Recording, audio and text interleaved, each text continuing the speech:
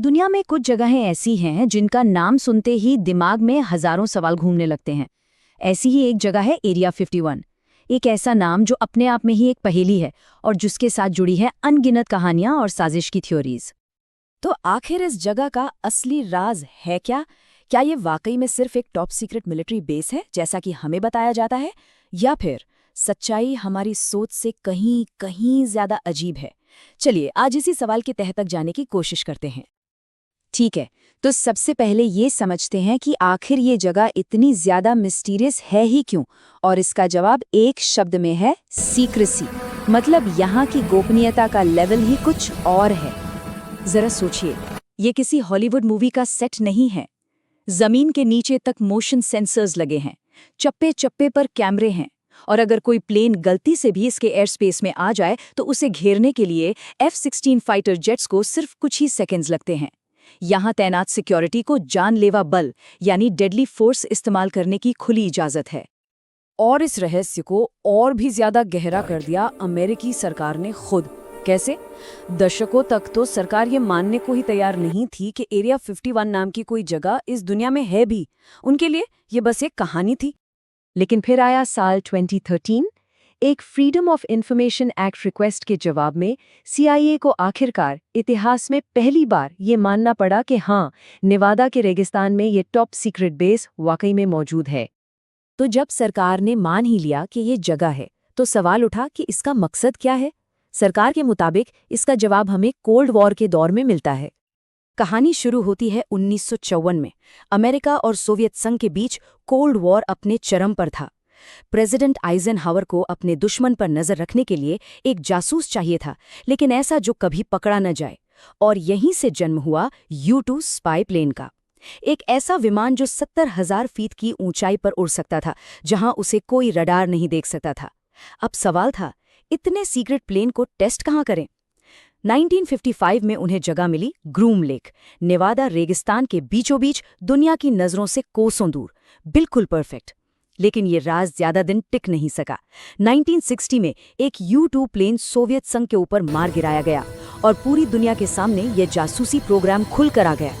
तो CIA के मुताबिक एरिया 51 का काम बिल्कुल सीधा था, दुनिया के सबसे एडवांस्ड जासूसी विमानों को बनाना और टेस्ट करना।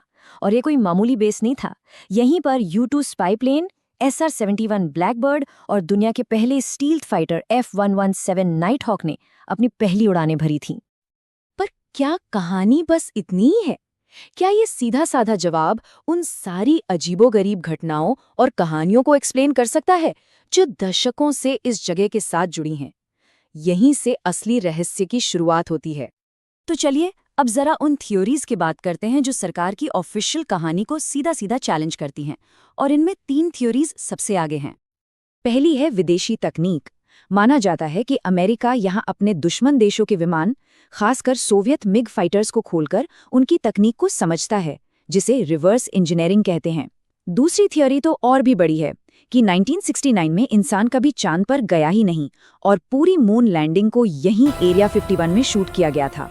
और फिर आती है तीसरी और सबसे पॉपुलर थ्योरी, एलियन कनेक्शन, कि इस बेस में क्रैश हुए UFO और शायद उनके एलियन पायलट्स को भी छिपाकर रखा गया है। अब ये जो एलियन वाली थियरी है ना, इसकी जड़ें जाती हैं 1947 की रोजवेल घटना तक। जब न्यू मैक्सिको में एक क्रैश हुआ तो आर्मी ने पहले तो ऐलान कर दिया कि उन्हें एक फ्लाइंग सॉसर मिली है, लेकिन सिर्फ 24 घंटे के अंदर वो अपनी बात से पलट गए और कहा कि अरे नहीं, वो तो बस एक मौसम का गुब्बारा था। इसी एक बयान ने शक का वो बीज बोया जो आज तक कायम है।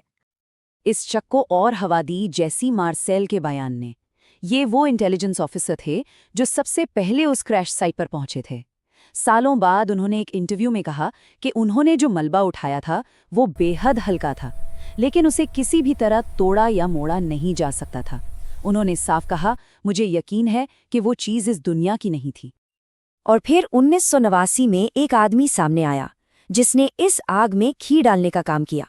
उसका नाम था बॉब लजार, एक फिजिसिस्ट जिसने दावा किया कि उसने एरिया 51 के अंदर एक सीक्रेट फैसिलिटी S4 में काम किया है और उसका काम एलियन स्पेसक्राफ्ट की तकनीक को समझना। लज़ार ने एलिमेंट 115 नाम के एक ऐसे तत्व की बात की जो इन एलियन यानों को पावर देता था और ग्रेविटी को भी मात दे सकता था। और देखिए, लज़ार का दावा कोई छोटा मोटा नहीं था। उसने कहा कि उस बेस के अंदर 1 या 2 नहीं, बल्कि पूरे 9 अलग अलग तरह के एलियन स्पेसक्राफ्ट मौजूद थे जिन पर स्टडी चल रही थी। और ये मत सोचिए कि ये सब सिर्फ पुरानी कहानियां हैं। 2004 में अमेरिकी नेवी के फाइटर पायलट कमांडर डेविड फ्रीवर का सामना एक ऐसी चीज से हुआ जिसे पेंटागन ने खुद बाद में अनआइडेंटिफाइड एरियल फिनोमेना माना। उन्होंने एक ऐसी चीज देखी जो फिजिक्स के सारे नियम तोड़ते हुए पलक झपकते ही गायब हो गई। उनका कहना साफ था, वो चीज इस दुनिया की नहीं थी। तो एक तरफ सरकार का ऑफिशियल बयान है और दूसरी तरफ है ये चौंकाने वाले दावे और गवाहियां। तो सच क्या है? पर रुकिए, कहानी में एक और अजीब मोड़ है। एक तरफ सरकार एरिया 51 और एलियंस के बीच किसी भी कनेक्शन को पूरी तरह से नकारती है, लेकिन दूसरी तरफ 1996 में उसी सरकार ने एरिया 51 के ठीक बगल से जाने वाली स्टेट हाईवे का ऑफिशियल नाम रख दिया दी एक्स्ट्रा टेरेस्ट्रियल हाईवे, यानी परब्रही राजमार्ग। अब ये थोड़ा अजीब तो है ना? तो कुल मिलाकर हम 2 रास्तों पर खड़े हैं। क्या एरिया 51 सिर्फ एक एडवांस्ड मिलिट्री टेस्टिंग साइट है, जैसा सरकार हमें यकीन दिलाना चाहती है, या फिर उस बाड़ के पीछे कुछ ऐसा छिपा है जो हमारी आज की समझ से बिल्कुल परे है? और सबसे बड़ा सवाल यही बचता है, क्या एरिया 51 का पूरा सच कभी दुनिया के सामने आ पाएगा, या फिर ये हमेशा के लिए नेवादा रेगिस्तान की रेत में दफन एक राज़ी बना रहेगा? इसका जवाब शायद सिर्फ वक्त के पास है।